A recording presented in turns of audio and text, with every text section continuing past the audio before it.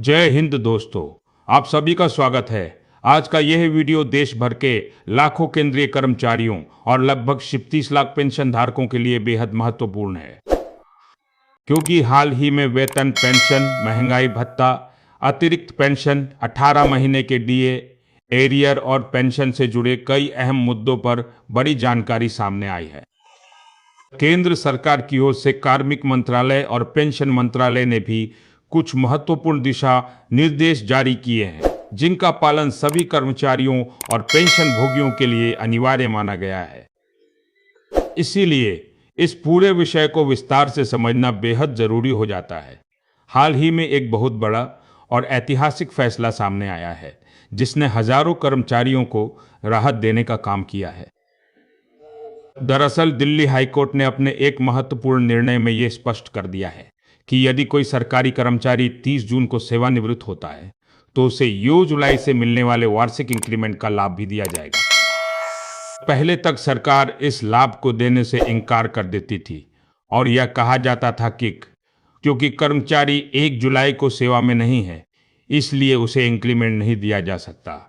लेकिन अदालत ने इस तर्क को सही नहीं माना और कर्मचारियों के हित में फैसला सुनाया। इस फैसले के बाद अब केंद्र और राज्य सरकारों के हजारों कर्मचारियों और पेंशन भोगियों को सीधा फायदा मिल सकेगा, क्योंकि उनकी पेंशन की गणना भी बढ़े हुए वेतन के आधार पर की जाएगी।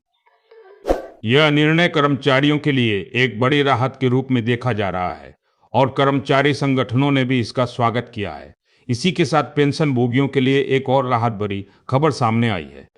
कई बार ऐसा होता है कि किसी पेंशनर का पीपीओ फॉर्म, 16 ग्रेच्युटी से जुड़े दस्तावेज या अन्य जरूरी कागजात समय के साथ खो जाते हैं और बाद में उन्हें प्राप्त करना बहुत कठिन हो जाता है। लेकिन अब केंद्र सरकार ने इस समस्या का समाधान भी निकाल दिया है। सरकार ने स्पष्ट कर दिया है कि अब ऐसे सभी महत्वपूर्ण दस्तावेज सुरक्षित रूप से डिजिलॉकर में उपलब्ध रहेंगे। इसका मतलब यह है कि यदि किसी पेंशन भोगी का कोई दस्तावेज खो भी जाता है तो घबराने की बिल्कुल जरूरत नहीं है। वह अपने आधार से जुड़े मोबाइल नंबर के माध्यम से डिजिलॉकर में लॉग इन करके अपने सभी दस्तावेज आसानी से डाउनलोड कर सकता है। इससे न केवल दस्तावेज सुरक्षित रहेंगे, बल्कि भविष्य में किसी भी प्रकार की प्रशासनिक प्रक्रिया को पूरा करना भी आसान हो जाएगा। सरकार का यह कदम डिजिटल इंडिया अभियान की दिशा में एक और मजबूत कदम माना जा रहा है। अब बात करते हैं महंगाई भत्ता यानी डीए और महंगाई राहत यानी डीआर की, जिसका इंतजार केंद्रीय कर्मचारी और पेंशन भोगी हर 6 महीने में बेसब्री से करते हैं। आमतौर पर केंद्र सरकार मार्च महीने के अंदर जनवरी से बढ़ने वाले डीए और डीआर की घोषणा कर देती है, लेकिन इस बार मार्च का महीना बीत जाने के बाद भी अभी तक आधिकारिक घोषणा नहीं की गई है। हालांकि विभिन्न सूत्रों से जो जानकारी सामने आ रही है, उसके अनुसार इस बार डीए में लगभग 2% की बढ़ोतरी होने की संभावना है, जिससे यह 50% से बढ़कर सचा सकता है।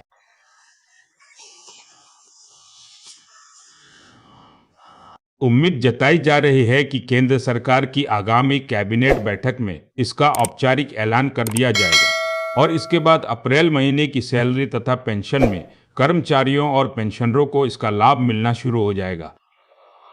साथ ही जनवरी, फरवरी और मार्च के 3 महीनों का एरियर भी एक साथ भुगतान किया जा सकता है, लेकिन क्योंकि घोषणा में देरी हो रही है, इसीलिए कर्मचारी संगठनों और पेंशनर संगठनों की ओर से सरकार पर दबाव भी बढ़ता दिखाई दे रहा है।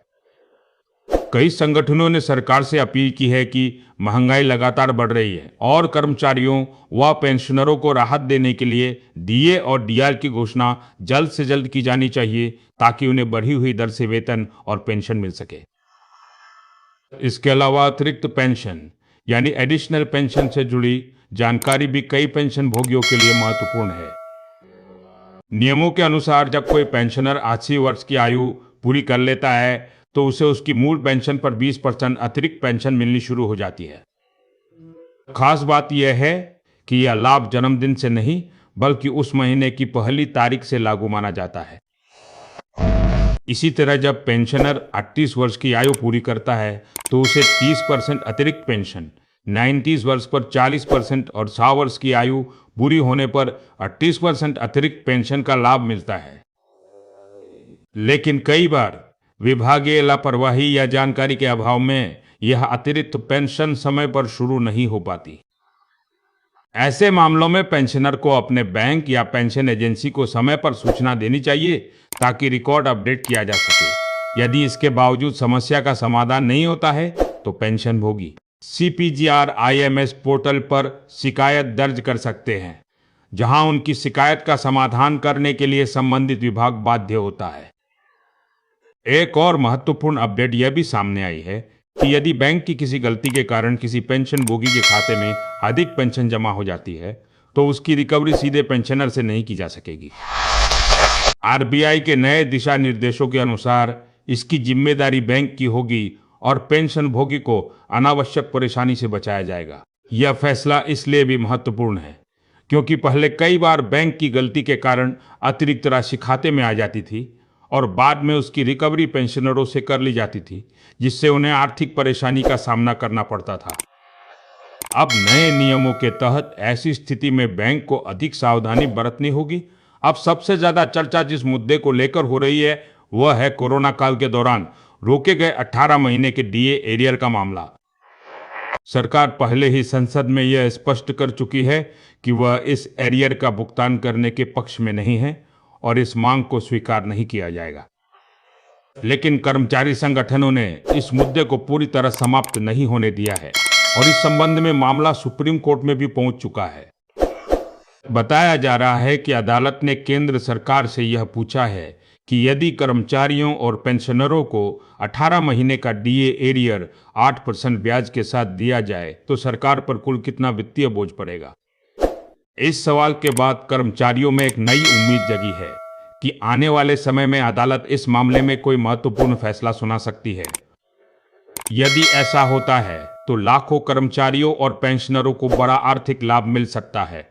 हाल ही में सुप्रीम कोर्ट ने पश्चिम बंगाल सरकार को भी DA एरियर भुगतान को लेकर आदेश दिए थे, जिसके बाद वहां की सरकार ने एरियर की पहली किस्त जारी कर दी है।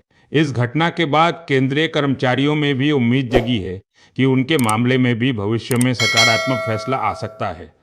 इसके अलावा भारतीय रिजर्व बैंक ने 5 अप्रैल 2017 को एक नया मास्टर सर्कुलर जारी किया है, जिसमें बैंकों को स्पष्ट निर्देश दिए गए हैं कि पेंशन भुगतान में किसी प्रकार की देरी नहीं होनी चाहिए। नियमों के अनुसार पेंशन का भुगतान महीने के आखिरी कार्य दिवस पर किया जाना चाहिए। यदि किसी कारणवश बैंक की ओर से देरी होती है तो उसे देरी के दिनों के लिए 8% की दर से ब्याज सहित पेंशन का भुगतान करना होगा। यह कदम इसलिए उठाया गया है क्योंकि पहले कई पेंशन भोगियों की शिकायत थी कि उन्हें समय पर पेंशन नहीं मिलती थी और कभी कभी 5-6 दिन की देरी हो जाती थी, जिससे उन्हें रोजमर्रा के खर्च चलाने में कठिनाई होती थी।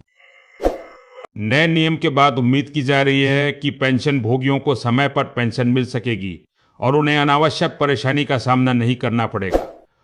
अंत में एक और महत्वपूर्ण जानकारी सामने आई है जो उन्हें पेंशन भोगियों के लिए खास है, जिन्हें अपनी पेंशन से जुड़ी समस्याओं का समाधान नहीं मिल पा रहा है। सरकार ने घोषणा की है कि देश भर के सभी जिलों में 21 अप्रैल ओचू छप्तू को पेंशन अदालत का आयोजन किया जाएगा।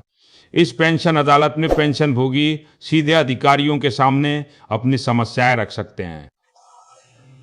यदि किसी की पेंशन शुरू नहीं हो रही है, PPO से जुड़ी समस्या है, फैमिली पेंशन में दिक्कत है, पेंशन संशोधन में गलती है या किसी एरियर का भुगतान अटका हुआ है, तो ऐसी सभी समस्याओं का समाधान पेंशन अदालत में किया जा सकता है। यहाँ तक कि यदि किसी पेंशन भोगी ने पहले CPG या RMS या अन्य पोर्टल पर शिकायत दर्ज कराई है लेकिन समाधान नहीं मिला है, तो वह भी पेंशन अदालत में अपनी शिकायत प्रस्तुत कर सकता है। अधिकारियों की कोशिश रहती है कि मौके पर ही समस्या का समाधान कर दिया जाए और यदि किसी कारण से तुरंत समाधान संभव नहीं होता तो उसे प्राथमिकता के आधार पर 1 महीने के भीतर निपटाने का प्रयास किया जाता है। इसीलिए जिन पेंशन भोगियों को अपनी पेंशन से संबंधित किसी भी प्रकार की समस्या का सामना करना पड़ रहा है, उनके लिए यह पेंशन अदालत एक महत्वपूर्ण अवसर साबित हो सकती है।